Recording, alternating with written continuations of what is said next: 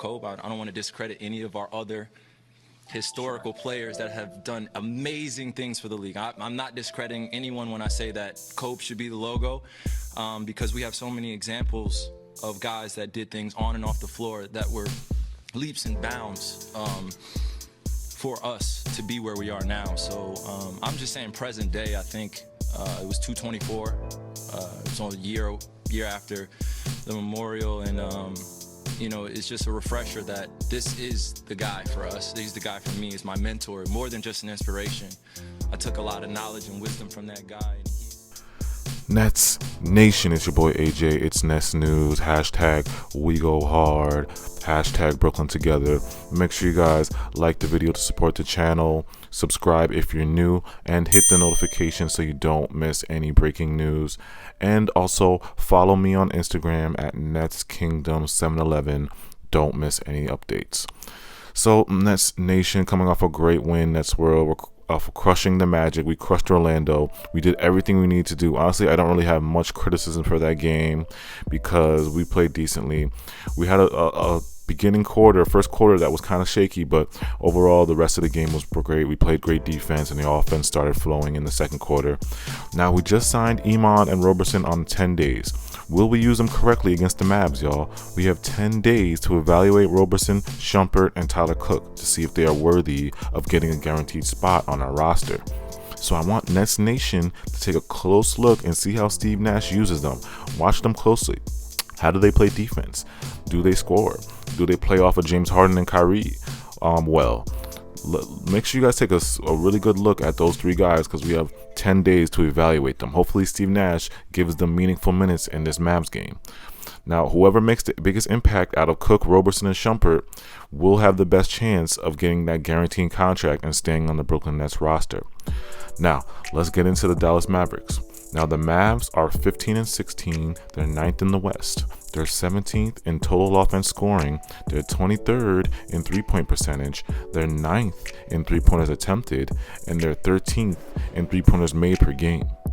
And they're 26th in defensive efficiency. So they're a very, very, very bad defensive team. So by looking at these numbers, the Mavs don't really do anything special. They take a ton of threes. They're 9th in the NBA in three-pointers attempted per game. Also, they love to score on the fast break, y'all. You guys, Brooklyn will shoot the ball and they get a rebound. If they miss, they'll get a rebound and push it. They love to push with fast pace immediately. They play with fast pace, y'all. They are 13th in the NBA in fast break points. But overall, Brooklyn must take away their strength, and that is their three-point shooting. Although they take a ton of threes and make them, they're 23rd in three-point percentage. So they're not really accurate or efficient at making their threes. They just take a lot of threes. Now let's look at the Mavs depth chart. The Mavs start Luka Doncic, Josh Richardson, Dorian Finney-Smith, Maxi Keebler, I probably messed up his name, but whatever, Kristaps Porzingis. Now the Mavs' whole starting lineup takes threes. So again, we must protect the perimeter and three-point line. All these guys can shoot, y'all. Josh Richardson can shoot threes. Dorian can shoot threes. Max Keebler, I think, is like a 45% from three. And then you guys know KP is a shooter too.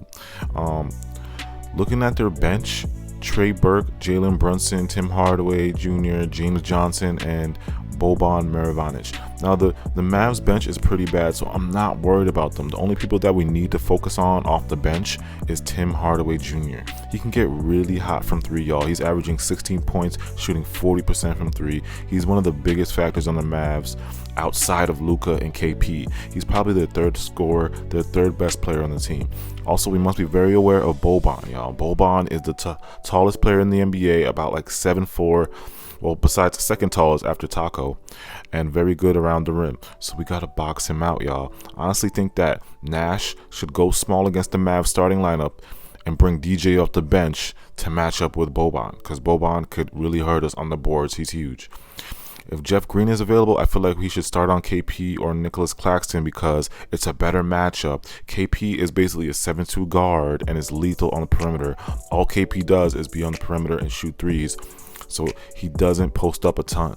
You know what I mean? So we should have somebody that could stay with KP on the perimeter. But we'll get into the only two players we must focus on. The number one player we need to slow down is Luka Doncic. Luka is averaging 28 points per game, 8 rebounds, and 9 assists, shooting 35% from 3.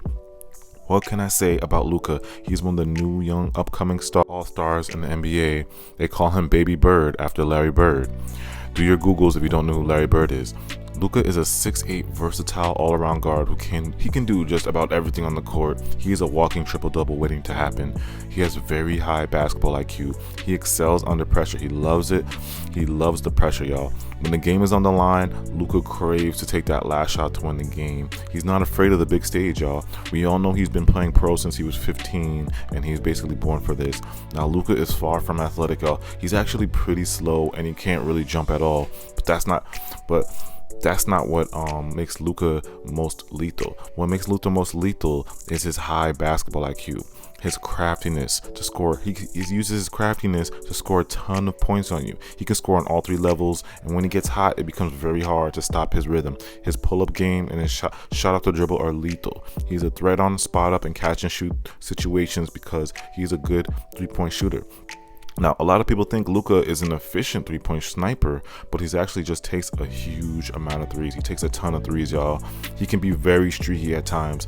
He's shooting 35%, so that's not really that. I mean, it's still good, but that's not really elite efficiency. You know what I mean? So he can get very streaky. But again, he has been on a hot streak in February. He's upped his percentage to about 45% from 3 in the month of February, so we have to be careful. He can get hot, y'all. And Luka is an amazing passer. He has that passing gift, just kind of like James Harden. You know how James Harden has that passing gift? Luka has the same exact passing gift. He just makes his whole team better because of his accurate passes and getting his teammates open and easy looks. Now, analyzing Luka's game closely, like I told y'all, he's crafty. He uses his basketball IQ to score his buckets. He's not athletic. He's not going to dunk on you. He's not going to do some crazy moves and go by you and do all the athletic. No, he loves that pick and roll. He takes advantage of his mismatches. He loves to draw fouls. He's so good at drawing fouls, y'all. You know that pump fake move that Trae Young always do, or that you know how Trae Young draws a lot of fouls coming off the pick and roll and then stopping and letting the defender get run into them and shooting. Yeah, Luka does all of that, y'all. He does all those free throw gimmicks. He's very good at that, y'all. So we must watch out for that. He's also very good around the rim. Loves to attack the basket with euro moves, spin moves. We all know Luka does the same move on the perimeter. His step back.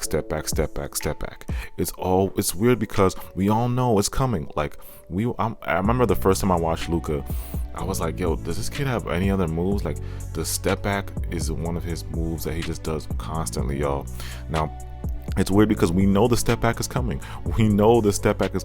But it's just weird because teams can't stop it. Teams can't stop the step back. It's like we know he's going to do the step back, but we can't stop. It's like James Harden. You know the step back is coming, but you just can't stop it. You know what I mean? And then Luka, even though he does that step back move a lot, he's only 20, so he has so much time to develop. His skill levels off the charts for his age. Like I said, he's only 20 years old or 21. He has so much time to develop his game. That's what's so scary about it. Now, one last thing about Luka, his ability to change pace is very good, y'all. He comes off a screen and he can come to a complete stop like he's about to shoot it, because he can pull up on you too at the same time. So he changes pace very well. He freezes that defender off the pick and roll and then blows right by him and scores. He does this all the time because he's good at changing pace, y'all. Now you're probably asking me, AJ, how do we stop Luka? It's really hard to stop Luka, y'all. Like, he's one of those star players you just gotta like play the best defense you can and hope he's off. Although I did find many weaknesses in Luka's game. One is his free throw shooting. He's shooting 77%. He's not a great free throw shooter, so you can foul him and send him to the line, kind of like what I said we can do with Bron. Luka is a bad free throw shooter. Second is Luka's defense. He's a god-awful defender, y'all. Terrible. He might be the worst defender. I don't know about the worst, but he's top 5 worst defenders. Now, most likely, Luka will let you score rather than get in foul trouble. Like, if you attack Luka, he might just let you score because he doesn't want to get in foul trouble. You know what I mean? Because he knows if he gets in foul trouble, it will hurt his team, him being on the bench. So we gotta attack whoever Luka's guarding. Gotta attack him. That's another weakness. Now, his third weakness is his turnovers. He's very bad at turning the ball over. The Dallas Mavericks are third in the NBA in turnovers. They are very sloppy at times, and that's mostly because of Luka. I think he leads the NBA in turnovers. He's an amazing passer, don't get me wrong, but he forces a lot when it isn't there, and he can make bad decisions at times. Now, we can throw a lot of bodies at him. We can throw Iman, Andre Roberson, so we have defenders to guard him. But we just got to slow him down. Hopefully Steve Nash throws multiple people at him to slow him down. Now, the second player we have to worry about is Kristaps Porzingis, aka the Unicorn, given that nickname by Kevin Durant, by the way. KP is averaging 20 points per game, 8 rebounds, shooting 35% from 3. We all know KP is the modern day demigod. He's a 7'2" guard, very sharp sniper from 3 with a quick release. He can score at all 3 levels, runs the floor well. Now, there's been a lot of trade talk about the Mavs trading KP because he's so injury prone. He barely plays, but when he does, he takes the Mavs to a whole new level. Every time I watch KP, I'm just in awe on how a 7-footer can move and shoot like a guard. He can move and he literally he can drive past you and shoot up a pull-up fadeaway and drain it in your eye. Now, KP's injuries have definitely taken a toll on his athleticism. Now, when he first came out at the draft, he was scary athletic. Like, I'm talking about crossover dunk on you, spin move, hit you with a fancy lay, but now he doesn't move well, y'all, because of his injuries. This is probably why the Mavs want to trade him, because he doesn't play. He doesn't play because of his injuries. Now, he's just going to hurt you from his shooting Now, I watched a couple of highlights of KP, and he's going to pick and pop. Every time y'all see KP, he's going to pick and pop. He doesn't roll no more, y'all. He's just going to pick and pop and shoot that 3. So we got to have somebody that can stay with him on the perimeter. Again, KP has lost a little bit of athleticism because of his injuries. He might even be on the minute restriction on this game, but we must watch out for him. He is lethal, y'all. He can really hurt us on that perimeter. But yep, that's my review on the Mavericks, y'all. Like I said again, we can't underestimate the Mavericks, y'all. They're a good team, even though they are having their troubles this season. They're only 1 game under 500.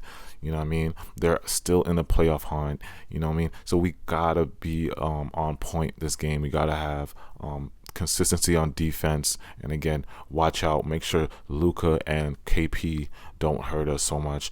Let me know in the comments how you feel like this Mavericks game is gonna go. Do you think it's gonna be competitive? It's your boy AJ. It's Nets World. It's Nets Nation. Holla at me. I'm out.